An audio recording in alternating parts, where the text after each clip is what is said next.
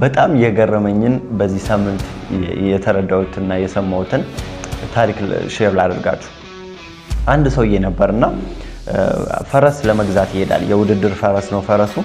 ፈረሱን ሊገዛ ሲሄድ ከገዛ በኋላ በጣም ወዶት ይለጥፍበታል። ከውድድሩ በፊት አሸናፊው ፈረስ ብሎ በፊቱ ላይ ይለጥፍበታል፣ ስም ያወጣለታል።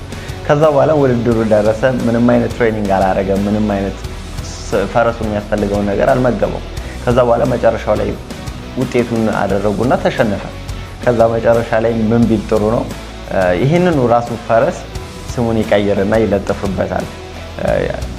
ውድድሩ የከበደው ፈረስ ብሎ፣ ዓለም የሮጠችበት ውድድሩ የፈጠነበት ፈረስ ብሎ ፊቱ ላይ ይለጥፍበታል። እና በህይወታችን ላይ ባልሰራንበት ነገር ላይ ሆነን የሆነ ነገር እንዲፈጠር እንፈልጋለንና ምን እያደረጋችሁ ነው? በህይወታችሁ ላይ የሆነ የምትፈልጉት ውጤት አለ። ለሱ ደግሞ ምን እያደረጋችሁ ነው? እስኪ ኮሜንት አድርጉን። እናመሰግናለን።